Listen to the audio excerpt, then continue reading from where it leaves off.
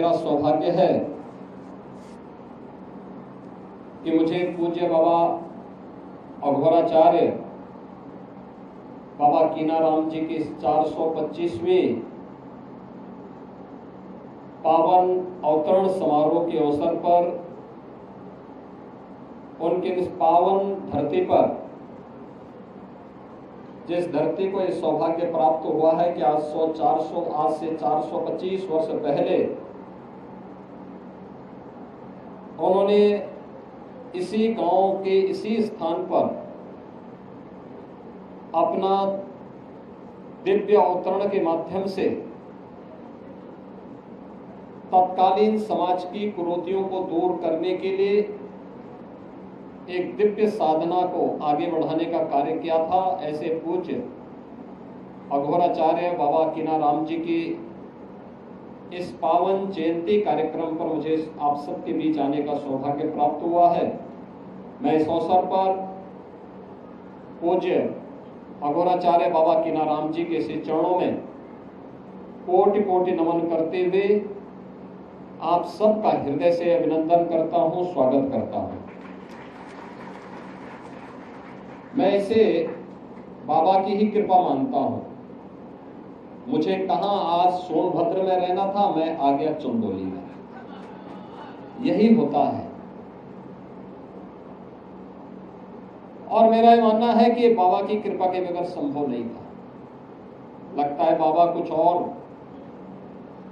उनको मंजूर था और मुझे यहाँ चंदौली में यहाँ आने का आज पुनः सौभाग्य प्राप्त हुआ है।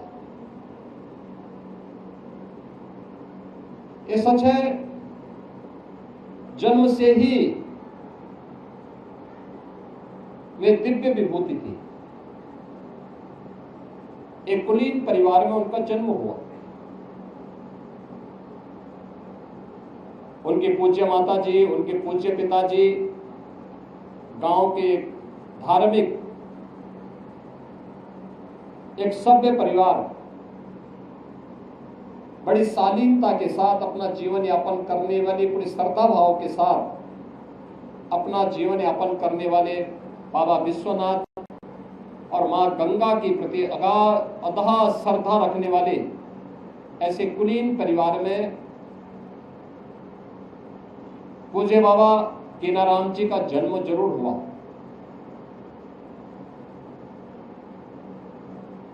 एक साधना के माध्यम से उन्होंने सिद्धि प्राप्त की और सिद्धि प्राप्त करने के बाद अक्सर होता है जब सिद्धि किसी को प्राप्त होती है या कुछ भी प्राप्त होता है तो वह उसके मद में फिर कुछ नहीं देखता, किसी को नहीं समझता। प्रभुता पाई काई मद नाही, संत तुलसीदास जी ने भी कहा।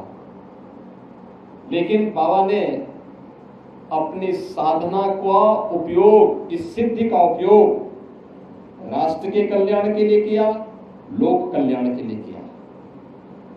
उस समय की समाज की बिगड़ती हुई स्थिति को एक देखते हुए कि देश क्यों गुलाम हुआ, क्यों विदेशी आक्रांता सफल हुए। एक तरफ उन्होंने समाज को जोड़ने का काम किया, दलितों को, आदिवासियों को, वनवासियों को, गिरवासियों को बिना भेदभाव से मुक्त एक ऐसे समाज की स्थापना का अलग जगाया था जो एक अघोराचार्य को ही के द्वारा ही संभव था, एक योगी के द्वारा ही संभव था, एक संत के द्वारा ही संभव था। उच्च कुलीन परिवार में जन्म लिया, लेकिन उन्होंने कहा नहीं, छूत अस्पृश्यता के भाव को त्यागना होगा, तभी ये देश सुरक्षित हो पाएगा। और यहाँ के दलितों को, वनवासियों को, यहाँ के जनजातीय समुदाय को उन्होंने बड़ी संख्या में अपने शिष्य के रूप में स्वीकार करते हुए उनके जीवन को प्रशस्त करने के लिए अनेक कार्यक्रम चलाए।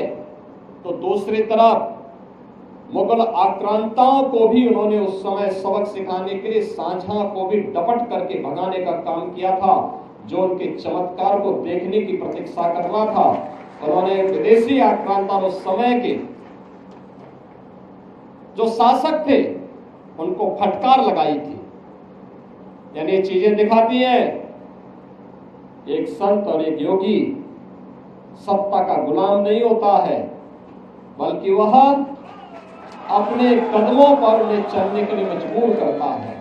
और यही कार्य आज से 425 वर्ष पहले इसी रामगढ़ गांव में जन्मे पूज्य बाबा अघोराचार्य कीनाराम जी महाराज ने अपनी दिव्य साधना के माध्यम से हम सबके सामने प्रस्तुत किया। उनके चमत्कार के अनेक किस्से हैं। उन्होंने भारत की सभी साधना विधियों को एक साथ जोड़ करके काशी में त्रिकुंड को भी जो पवित्रता प्रदान की वह हम सबके सामने है। हम सब इस बात को जानते हैं, हर व्यक्ति उसका गवाह है। आज भी वह विभूति और दिव्यता वहां पर और इस पूरे स्थान पर उनकी पवित्र साधना स्थली पर भी हम सबको देखने को मिलती है। बहनों और भाइयों, ये मेरा सौभाग्य है कि जब चंदौली में मेडिकल कॉलेज का निर्माण हो रहा था और उस समय यहाँ के हमारे माननीय सांसद, माननीय विधायक, माननीय सांसद और केंद्रीय मंत्री डॉक्टर महेंद्र नाथ पांडे जी ने, माननीय विधायक श्री सुशील सिंह जी ने, यहाँ के हमारे अन्य जनप्रतिनिधियों ने उस समय मेरे सामने प्रस्ताव रखा था कि बाबा के नाम पर कुछ हो जाए। तो मैंने कहा मेडिकल कॉलेज से अच्छा और क्या हो सकता है। और ये हमारा सौभाग्य है कि हमें अपने पूज्य संत के इसी चरणों में उस मेडिकल कॉलेज जो लोक कल्याण का, आरोग्यता का उत्तम माध्यम बनेगा, उसका नामकरण पूज्य बाबा के नाम पर करने का सौभाग्य प्राप्त हुआ। हम भी इस परंपरा के लिए अपनी ओर से करने की कहां हमारी सामर्थ्य है। ये तो जो कुछ भी है ये बाबा की ही कृपा है, उन्हीं की विभूति है। और उन्हीं की कृपा से जो मैंने आपको बताया ना कि आज मेरा कार्यक्रम कहीं और था, लेकिन मैं भटक करके आ गया चंदौली में, यहाँ पर रामगढ़ में। बाबा सिद्धार्थ गौतम जी को मैं समय देते देते, जब भी मैं समय देता था, पता लगता था मेरा कार्यक्रम कहीं और जगह लग जा रहा है। लगता है कि बाबा कीनाराम जी चाहते थे कि बिना मिले ही मैं स्वयं यहाँ पहुंच करके बता दूं कि नहीं, बाबा के चमत्कार जीवित हैं और बाबा आज भी सूक्ष्म दृष्टि से हम सब का संचालन कर रहे हैं, पूरी व्यवस्था का संचालन कर रहे हैं। ऐसे सिद्ध योगी अघोराचार्य बाबा कीनाराम जी के चरणों में कोटि कोटि नमन करता हूं। और बहनों और भाइयों, मुझे बहुत अच्छा लगा, समाज का हर तबका यहाँ पर आता है, बाबा का आशीर्वाद देता है बिना भेदभाव के। उस समय भी उन्होंने जो तमाम समाज सुधार के काम प्रारंभ किए थे, अघोर पीठ ने उन कार्यों को आज भी जारी रखा है। ये कार्यक्रम आज भी उसी रूप में चल रहे हैं और ये निरंतर चलते रहने चाहिए, क्योंकि यही बाबा की यही संदेश है, यही उनका उपदेश है। बिना भेदभाव के समाज को जोड़ना, विधवा विवाह को प्रोत्साहित करना, स्त्री शिक्षा को, महिला शिक्षा को प्रोत्साहित करना, कुष्ठ रोगियों की सेवा करना, दीन दुखियों के साथ खड़ा होना, लोक मंगल के कार्यों में बढ़ चढ़ करके भाग लेकर के हम सबका हर कार्य, सब कुछ समर्पण देश के नाम होना चाहिए। हर काम देश के नाम, राष्ट्र प्रथम के भाव के साथ हमें कार्य करना होगा। और इस भाव के साथ जो भी हमारा कार्य होगा वह बाबा के श्री चरणों में उनका आशीर्वाद जरूर प्राप्त करेगा। आज के इस अवसर पर मैं इस पीठ के वर्तमान जो पीठाधिपति हैं अघोराचार्य बाबा सिद्धार्थ गौतम राम जी को हृदय से बधाई देता हूं कि 425वीं पावन जयंती के कार्यक्रम में हम सबको आने का अवसर प्राप्त हुआ है। और आज बाबा की जयंती पर आप उनके प्रतिनिधि हैं, आपको मैं इस अवसर पर बधाई देता हूं। आप सबको भी मैं अपनी हृदय से बधाई और शुभकामनाएं देता हूं और विश्वास करता हूं कि बाबा की कृपा इस पूरे क्षेत्र पर, हमारे पूरे काशी क्षेत्र पर इसी प्रकार से बना रहे। इस विश्वास के साथ मैं आप सबको बाबा कीनाराम जी की 425वीं पावन जयंती पर हृदय से आपका अभिनंदन करता हूं। बाबा के श्री चरणों में नमन करते हुए अपनी वाणी को ज्ञान देता हूं।